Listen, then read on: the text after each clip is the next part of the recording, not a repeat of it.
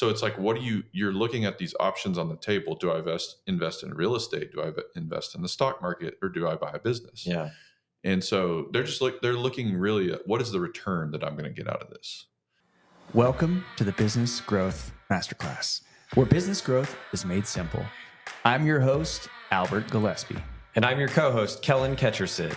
Join us as we bring you stories from business leaders so you can learn from their wins, their losses, and everything in between.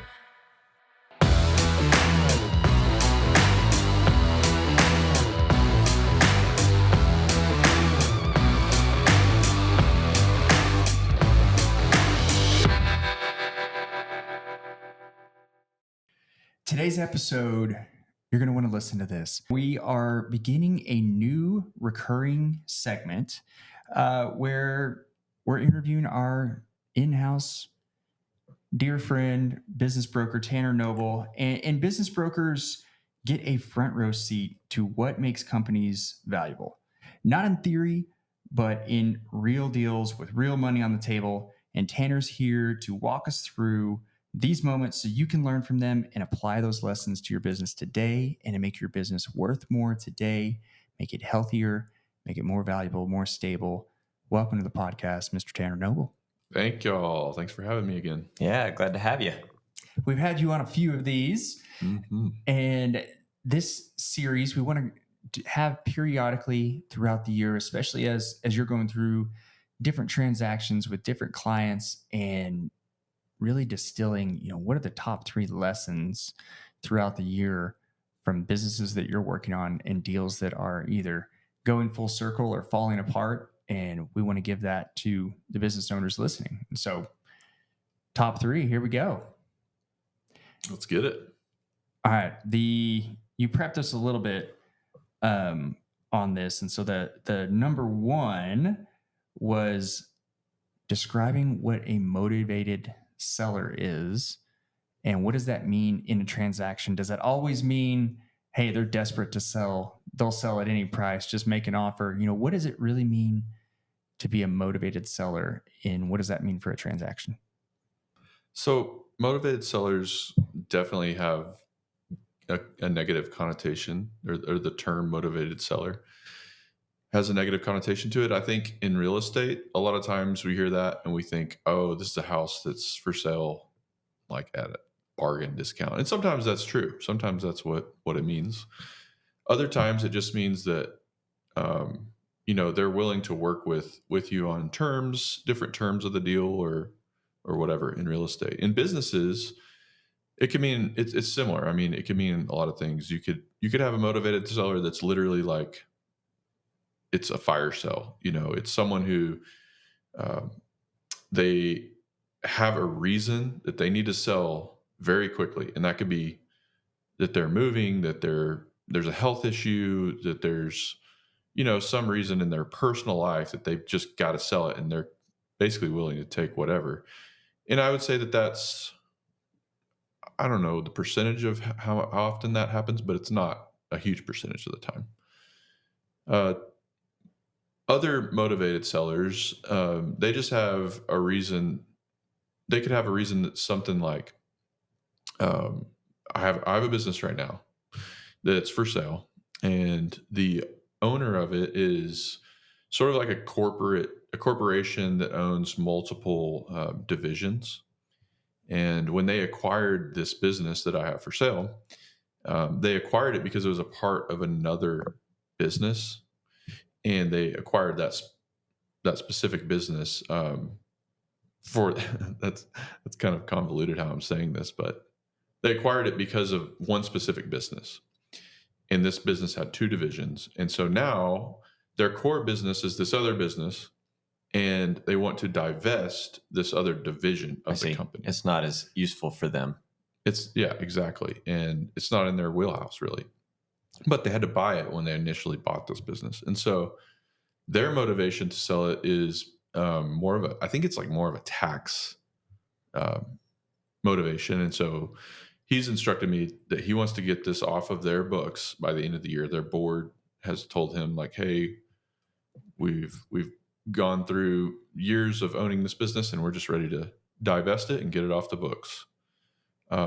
So there's that, and then there's other reasons like if a seller wants to retire, you know, maybe they're seeing that their grandkids are growing up, and they're like, man, I'm missing out on the grandkids, and they live in another city or whatever, and they're like, I'm ready to sell, and maybe their motivation is that they are looking for someone to come in and take over, and maybe they're willing to stay on in the business and help out.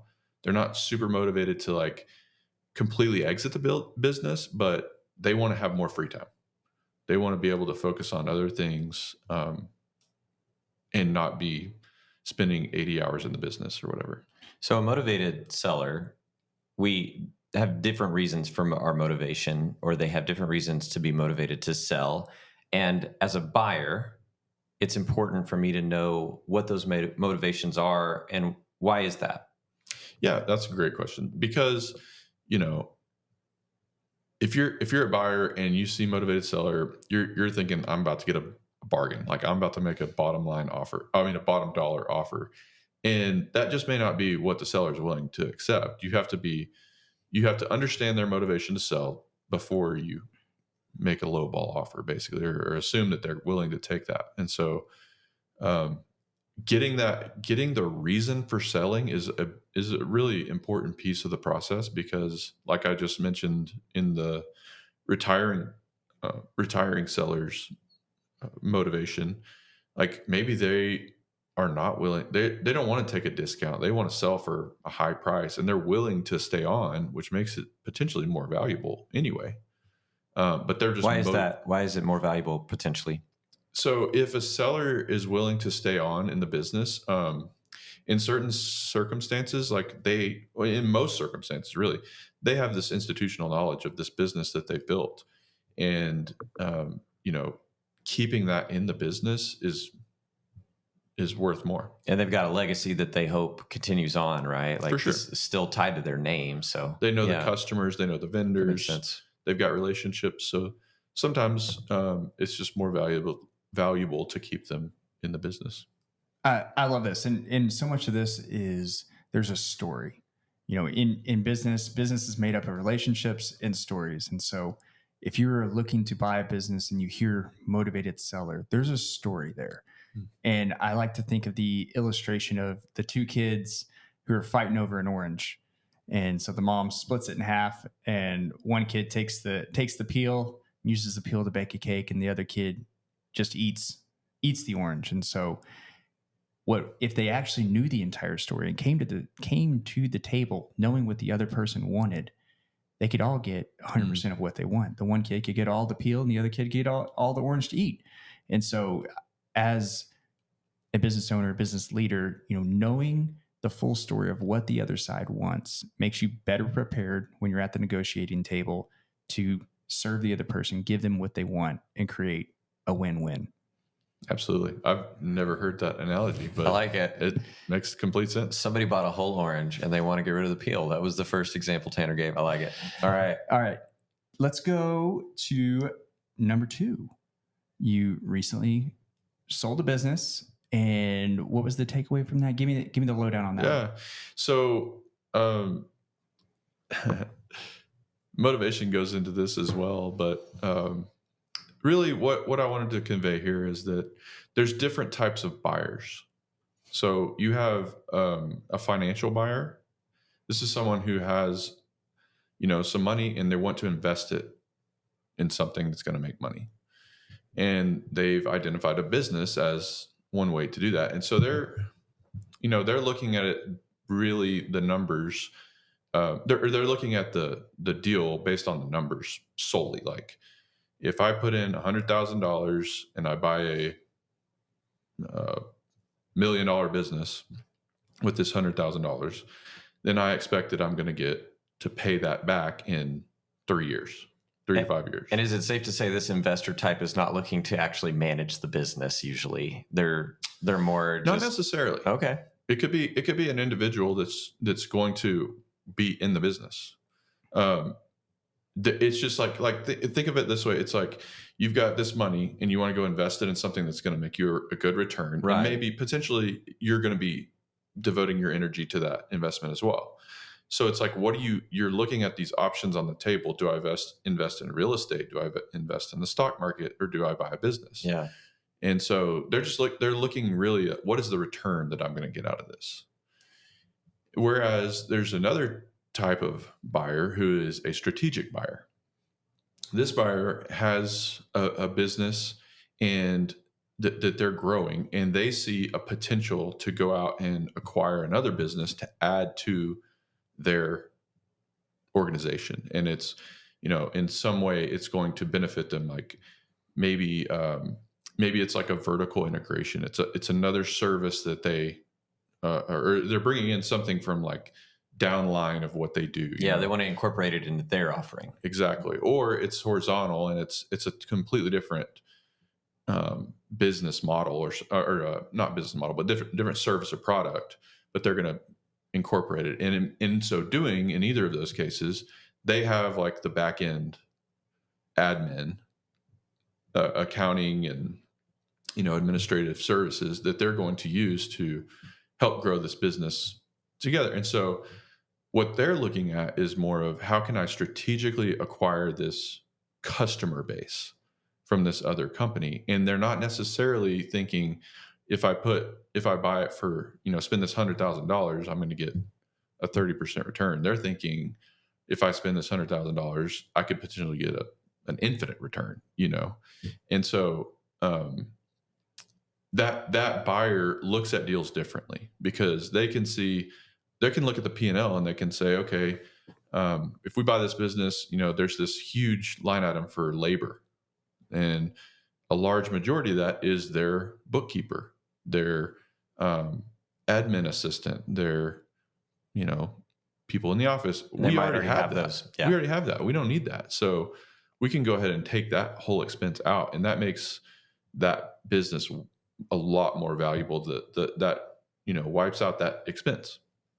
And so, yeah, that's kind of how those two different buyers are looking at businesses. And as a seller, it's hard, because sometimes sellers will see the strategic buyer and they kind of get antsy, and they're like, well, I don't want them to come in here and clean house and fire all my people. And so that's a delicate balance as well. You want to be able to, Find compatible dance partners. exactly. You want to see what orange peel is what. Who's keeping the orange peel? Yeah. And in this, I think of a concrete company, a company that's pouring foundations for commercial buildings, home builders, whatever, that they're acquiring an excavation company. So the people that do the dirt work, they're at the same jobs. You can upsell potential customers, and then there's other jobs that excavation is happening that needs concrete, and so they're going to grow your existing business when you acquire this business. And then there's some of those back office, whether it's accounting, answering service, whatever, that you've already mastered, and you can reduce that labor, or maybe bring in some rock stars, and all of a sudden you're way better at that. And so it's a strategic buyer because it is a strategic fit for their current operations, and there's exponential returns there. Yeah, and there's also opportunities where maybe it's not necessarily getting rid of the expenses. Maybe they're buying the one part of that company. Like maybe they are buying it because they have a really good bookkeeping system and people, and they have an accounting department, and that's what they need. That's what they're buying. So there's all kinds of ways you can skin that cat.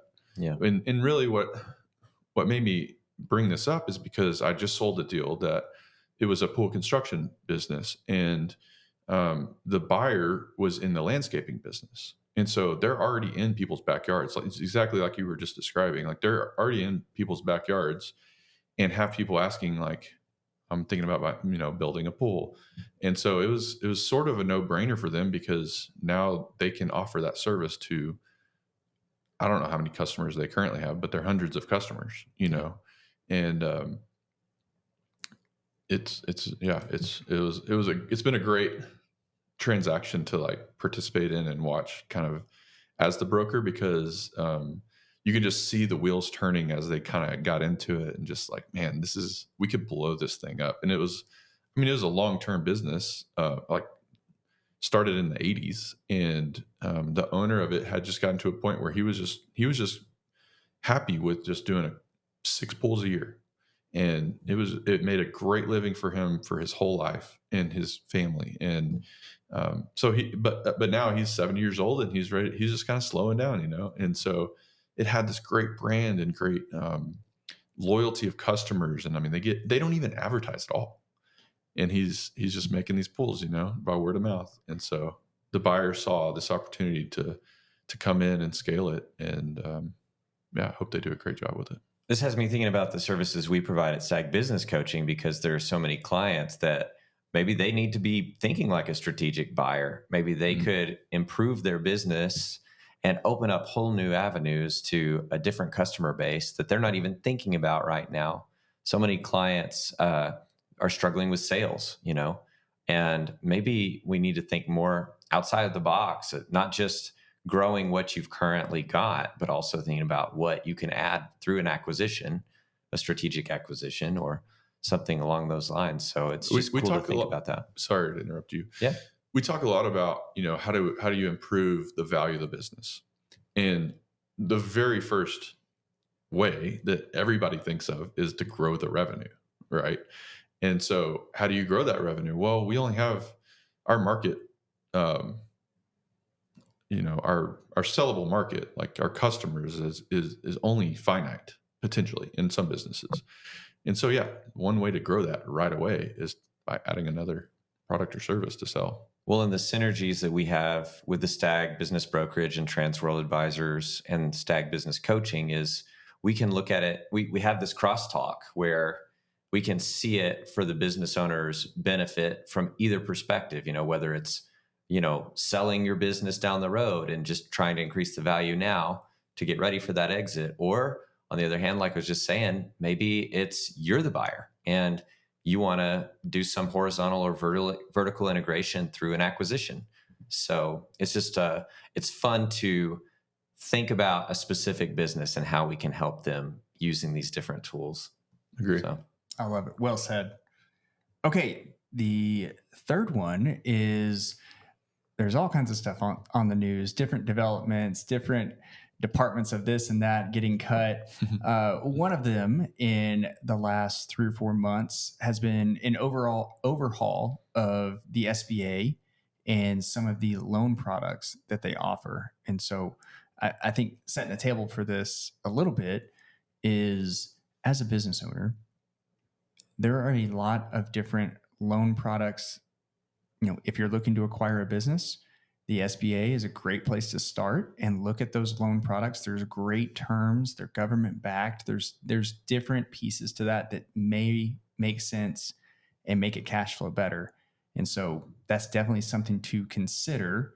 But there's some new developments in the SBA. Give us a 30,000 foot view. What's going on there? Yeah, I wish I had the statistic. I don't have it at the top of my head, but the vast majority of small business acquisitions, are done with SBA financing. I mean, and what's a small business? What's that kind of price point? Probably, I would say under $10 million. Okay.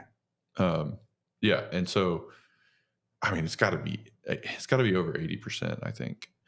And really, in the last since COVID, the SBA had really loosened up their reins on lending requirements in order to, sort of open the floodgates and let people buy businesses and stimulate the economy with that. And what it's done is created some interesting situations where there's been more defaults because they've loosened those reins. And so they've kind of tightened that back. And so what they did was in June of this year, they came out with new SOPs for their 7A program. And really, I mean, there's a lot of changes that went into that are, you know, a banker can help somebody kind of with those things that they really want to get nitty gritty. But what I wanted to bring up was the major things that really affect deals today versus 2 months ago. The first is that borrowers have to come up with 10% of the total project cost in cash. And what that means is, so let's just say that you're buying a business for $900,000. You're gonna get a loan from the SBA, and they're also going to finance some working capital for you. And so the total project cost, they're going to give you 100 grand in working capital. And so, or you're going to need 100,000 in working capital. And so the total project cost is now $1 million. So now you have to come up with $100,000 minimum, and they could potentially loan you up to 90%. Of the 10%, you have to have at least 5% of that in cash. So half of the 10% has to be cash from the borrower. The other 5% can be up to 5% can be a seller note. And so And what does that mean? a seller, so I mean, like the seller says, I'm going to loan, in that scenario we just went over, I'm going to loan $50,000 for, as a note, like a loan. So the other 5%, basically, of that 10%. Yeah. Exactly. And so, but the thing is that seller note has to be on full standby for the life of the SBA loan, which means you cannot make principal or interest payments on that loan for the life of the SBA loan. So if it's a 10-year SBA loan, then the seller has to set that aside and say, I'm not going to make money on this for 10 years or until it's refinanced and paid off. Well, that's a big thing to ask of a seller if they're trying to sail off into the sunset in retirement, and they may not see that money for another 30 years or. That's right. Yeah. And so, you've got to be, you got to educate the sellers as to what this means.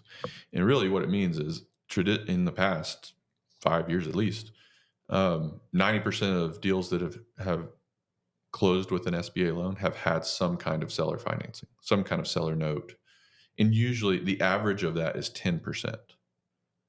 And so we try to advise our sellers like, hey, listen, there's a very good chance that the buyer may be asking you to finance, a portion of this. And we highly recommend you do it because it helps the buyer get the deal done. I mean, a lot of times these are deals where, if it's $1 million business like we're talking about, the buyer has to have $100,000. And a lot of times that's a lot of money for a lot of people, And so if you can help them come to the table with some cash to get the deal done, you're missing out on that 5%, but potentially you're going to get a higher sales price. Yeah.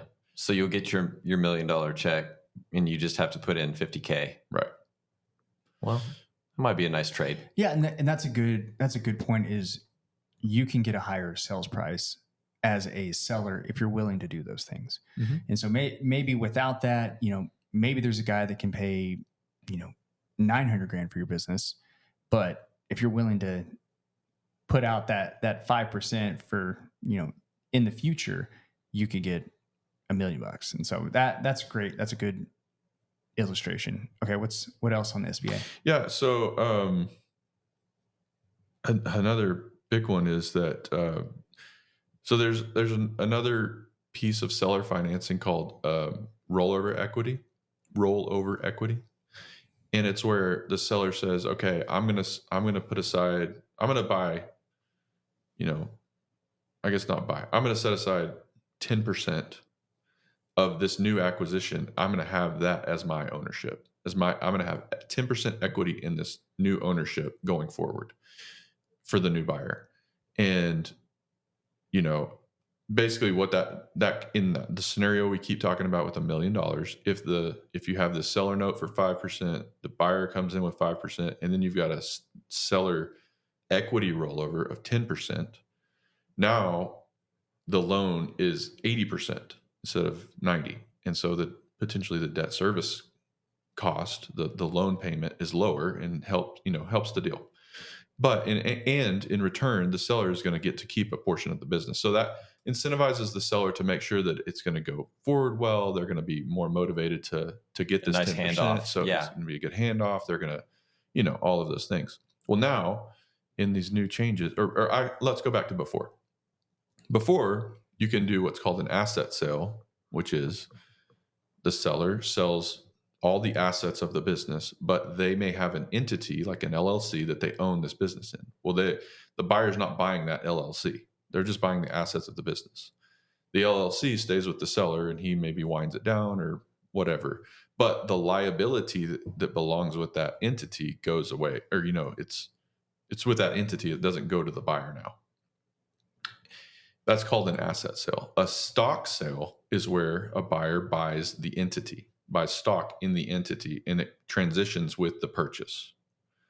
Now, if you do a equity rollover, it can only be done in a stock sale. It cannot be done in an asset sale anymore with an SBA loan. And so what that means is the buyer now could potentially inherit the liability of this LLC that, in our pool construction example, was for since 1980s. And so what happens if somebody comes and sues this new buyer and says, hey, my pool's falling apart and this was 5 years ago. Now I'm suing you and you inherit that liability. And so I'm by no means a lawyer at all. And so this is not legal advice, but it just complicates the deal. And you just want to make sure you understand what that means as a buyer and as a seller, and make sure you consult an attorney for that. And can I throw in one more thing there that you touched on for just a second? When you're talking about a seller, when they're selling their business, the motivation to have a smooth handoff with a new buyer. And one of the things that we work on with our coaching clients is making sure your business is more turnkey and can run on systems, and not just run through a person. So if somebody's out there listening to this thinking, I'd love to sell my business, but it would be impossible because it basically runs through me.